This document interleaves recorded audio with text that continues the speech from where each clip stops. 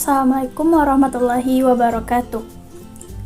Yang terhormat Ibu Mary Azmi sebagai dosen pengampu mata kuliah Sistem Basis Data. Baiklah, pada kesempatan kali ini saya akan memulai presentasi yang dengan materi yaitu tempat penyimpanan dan struktur file. Sebelum saya mempresentasikan materi yang saya susun, saya akan memperkenalkan diri terlebih dahulu. Nama saya Wardatul Husna dari kelas 1 DTRPL, dan NIM saya itu 2211082032. Baik, saya akan memulai presentasi materi tempat penyimpanan dan struktur file. Pada presentasi kali ini saya akan membahas yang pertama, pendahuluan dan penjelasan materi terkait tempat penyimpanan dan struktur file. Yang kedua yaitu implementasi dari tempat penyimpanan dan struktur file. Yang ketiga yaitu kesimpulan materi presentasi. Yang keempat yaitu daftar pustaka.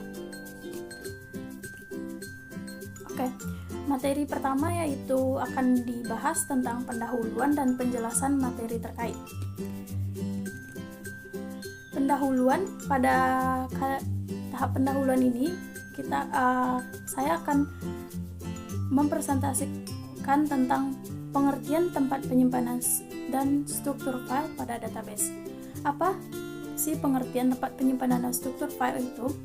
Yang pertama yaitu pada database, tempat penyimpanan dan struktur file ini mengacu pada disimpan dan diorganisirnya suatu sistem basis data.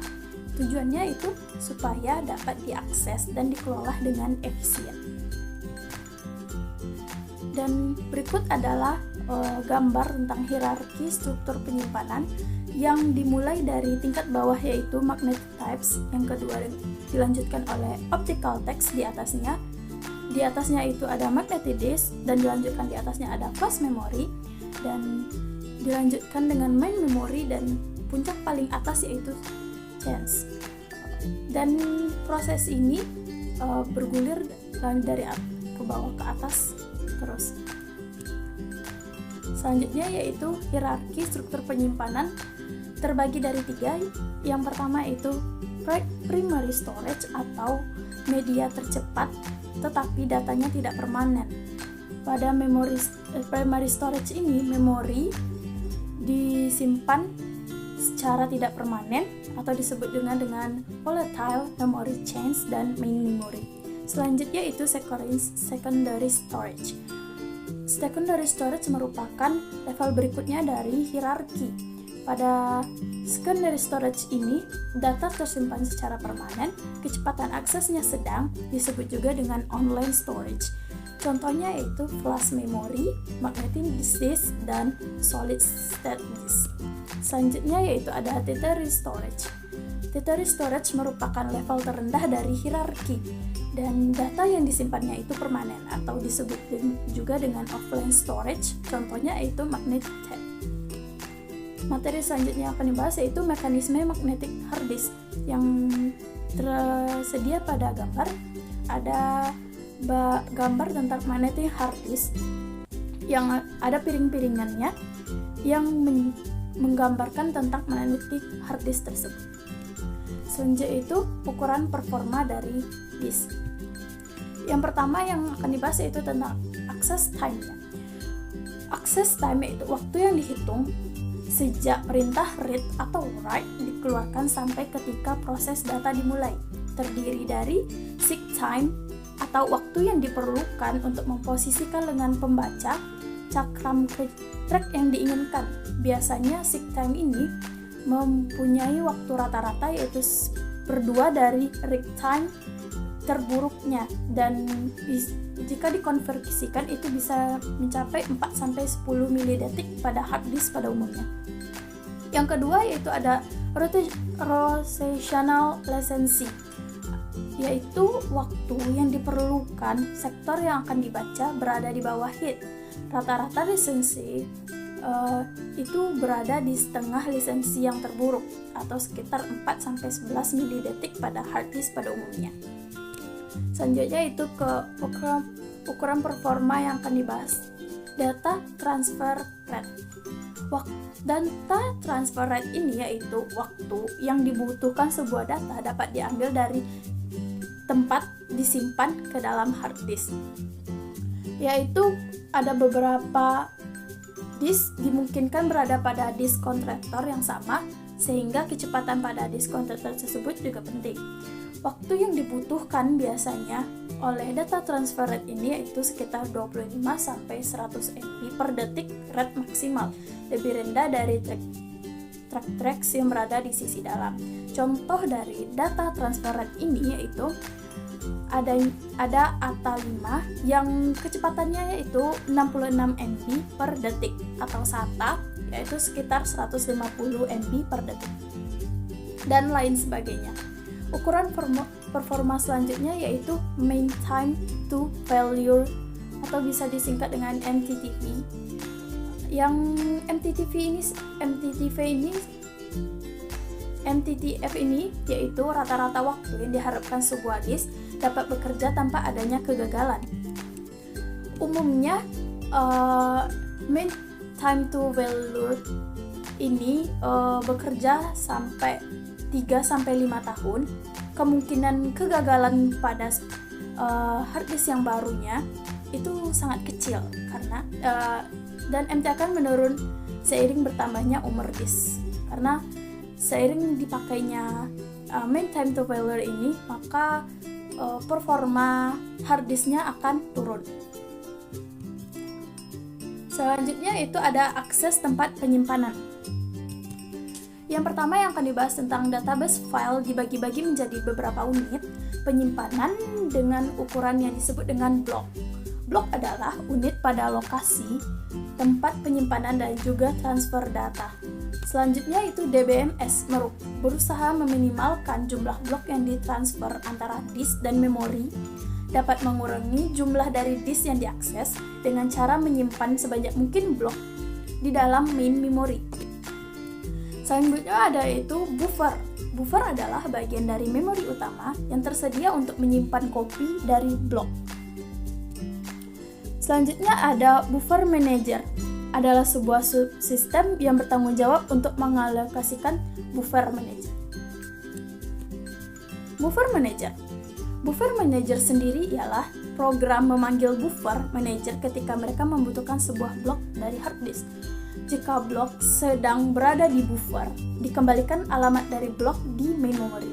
Jika blok tidak ada di dalam buffer, maka buffer manager akan alokasikan ruangan di buffer untuk blok, baca blok dari disk dan disimpan ke buffer, kemudian kembali dari blok yang ada di main memory.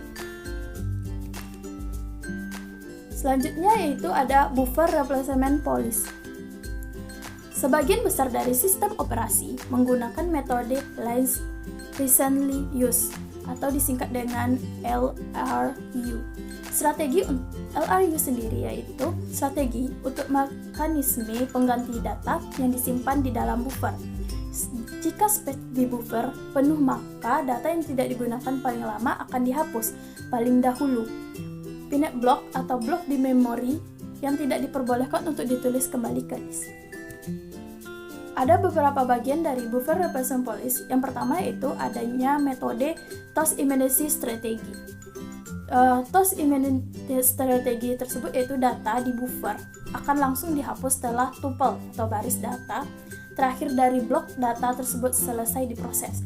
Yang kedua dengan metode most recent use strategy.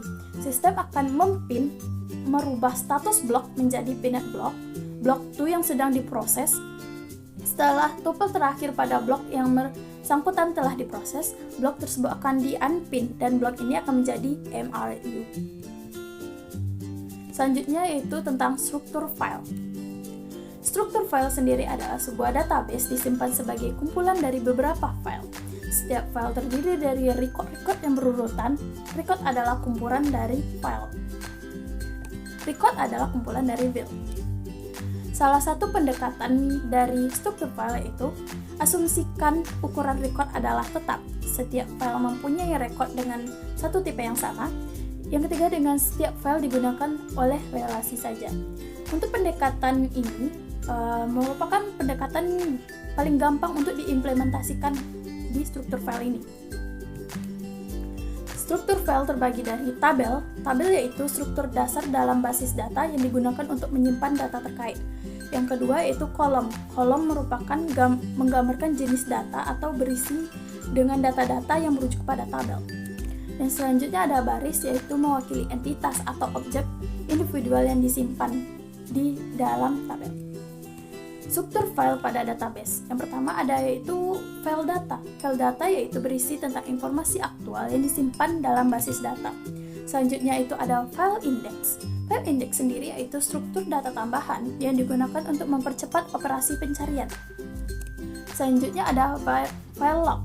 File log ini berisi catatan peristiwa yang terjadi dalam basis data, dalam prosesnya basis data. Selanjutnya ada data dictionary storage. Data dictionary storage ini digunakan untuk menyimpan metadata, yaitu data tentang suatu data. Informasi dari suatu tabel di data dictionary storage yaitu tentang nama tabel, nama atribut tabel, nama dan definisi view, integrity dan constraint. Selanjutnya itu ada informasi tentang user account, informasi tentang indeks dan data statik, contohnya adalah itu jumlah baris pada tabel. Informasi tentang pengolahan file secara fisik di data dictionary storage ini yaitu bagaimana sebuah tabel disimpan dan lokasi fisik tabel.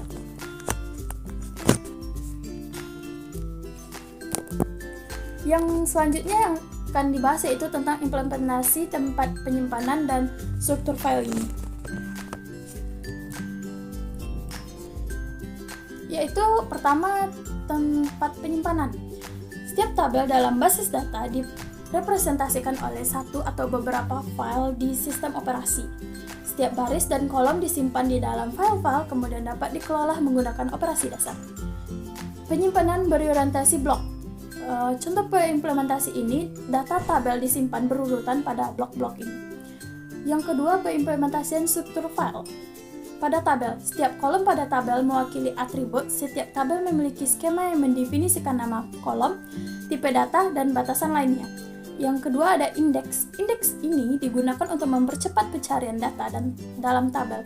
Indeks dapat diimplementasikan sebagai struktur file terpisah yang menghubungkan nilai kolom dengan posisi fisik. Yang terakhir yang akan dibahas yaitu kesimpulan dari presentasi ini. Kesimpulan dari materi presentasi ini yaitu struktur penyimpanan basis data adalah sekumpulan data yang telah terorganisir dengan baik oleh sistem. Semua data tersebut bisa disimpan dan dimanipulasi, bisa dipanggil kapan saja. Dan struktur file dari basis data itu terdiri dari tabel, field, dan baris. Daftar pustaka materi yang ada pada PPT yang dipresentasikan kali ini yaitu diambil dari PDF jurnal dari tempat penyimpanan struktur file dan web-web yang ada di internet lainnya dan channel-channel YouTube. Mungkin sekian materi presentasi yang dapat saya sampaikan pada saat sekarang ini. Terima kasih atas perhatiannya. Assalamualaikum warahmatullahi wabarakatuh.